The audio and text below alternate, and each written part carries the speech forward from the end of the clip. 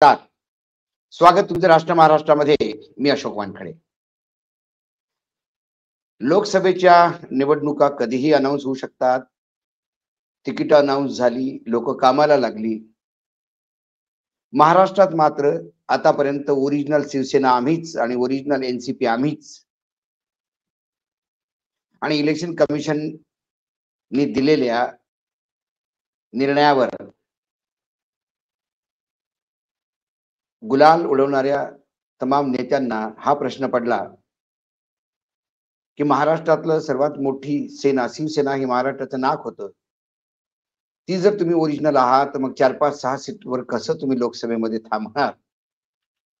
जिथे तुम्हाला 26 सीट मिळायच्या बीजेपी सोबत आणि एकटं लढलं तर 48 सीट, तिथे 5-6 सीटवर कसं थांबायचं?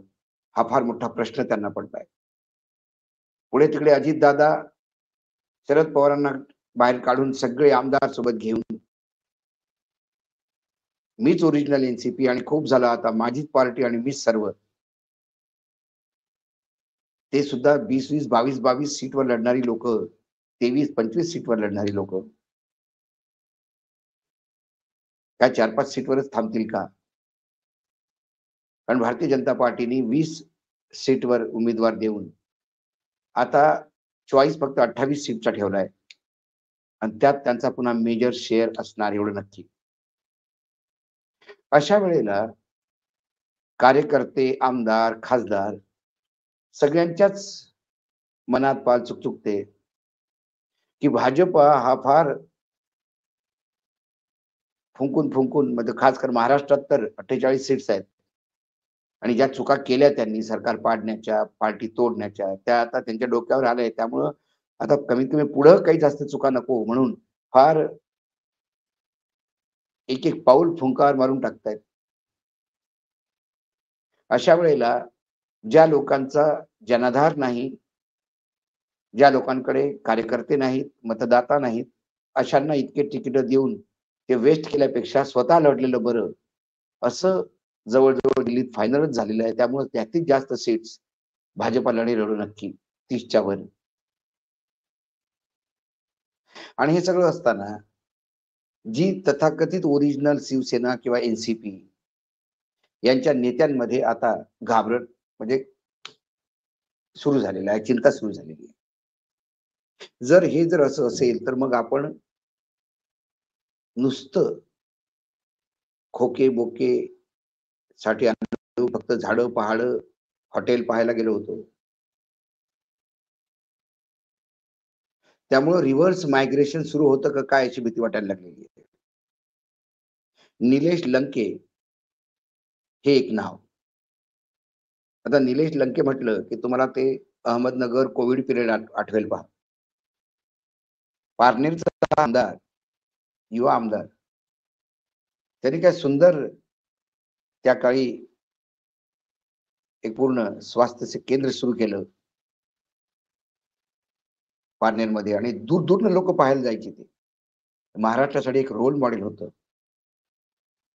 शरद पवारांवर इतकं प्रेम की शरद पवारांच्या नावानेच सुरू केलं कोविड सेंटर. सगळ्या माध्यमांनी, प्रसार माध्यमांनी त्याला डोक्यावर उचलून घेतलं. ग्रामीण भागला शहरातल्या सवयी न लागलेला असा तो आमदार जेव्हा अजितदादांसोबत गेला तेव्हा खरोखरच सगळ्यांच्या भुवया उंचावल्या की निलेश लंके सुद्धा. पण आता निलेश लंके पुन्हा पवार साहेबांसोबत येतात का काय माहित नाही. कारण बऱ्याच आमदारांच्या हातात, एकाच्या हातात तुतारी आणि एकाच्या हातात घड्याळ, एका हातात तुतारी आणि एका हातात घड्याळ घेऊन फिरताना आता महाराष्ट्रात लोक दिसत आहेत.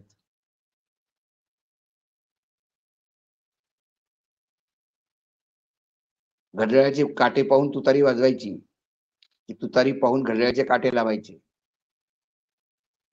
या द्वंद्वामध्ये फसलेली लोक आहेत.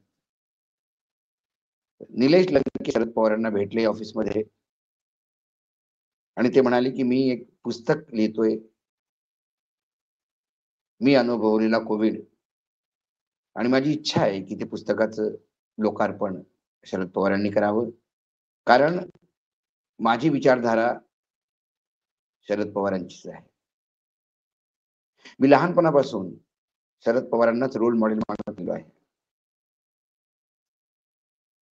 तेव्हा तेव्हा त्यांना विचारलं की आता तुतारी की घड्याळ, तर म्हणाले आता जे साहेब म्हणतील ते.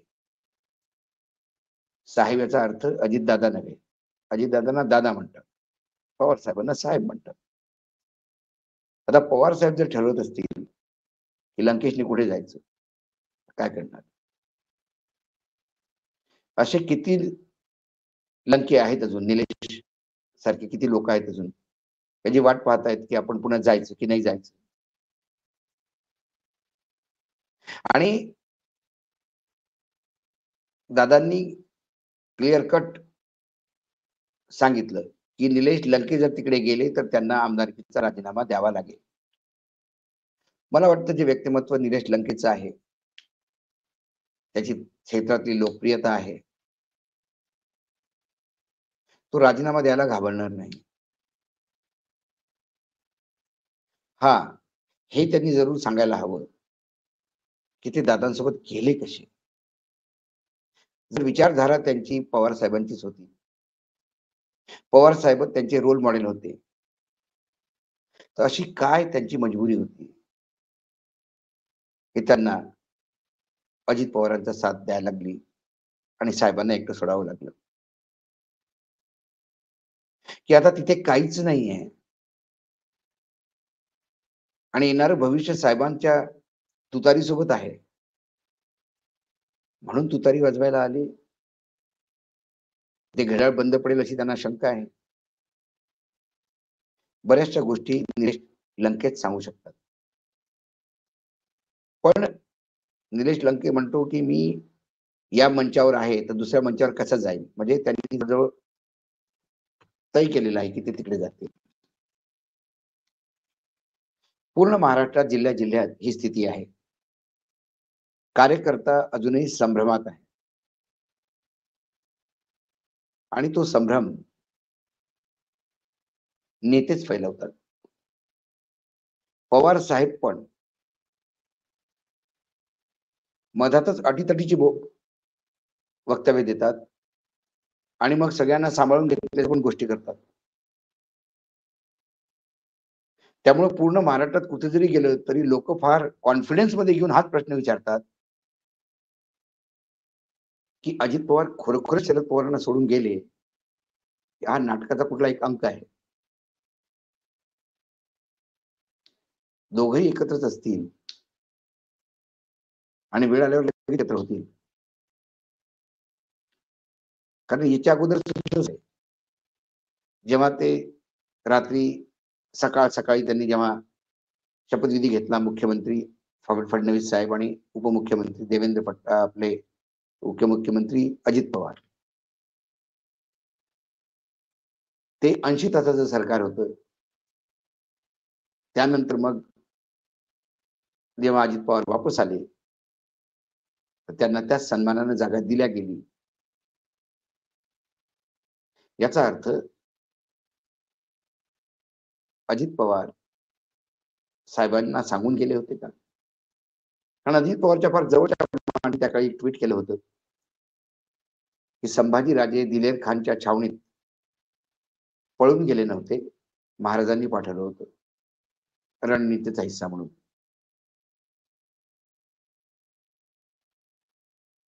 काय असाच प्रकार आहे का?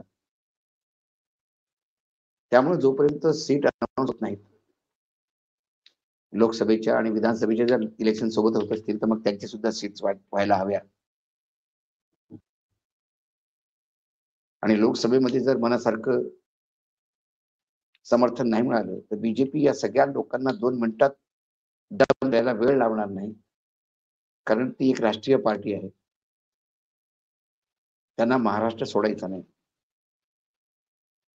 आणि महाराष्ट्र सोडायचं नसल्यामुळे कोणालाही सोडू शकतात आणि कोणालाही जवळ घेऊ शकतात. समुदायाच्या गर्भात बऱ्याचशा गोष्टी दडल्या असतील. पण निलेश लंके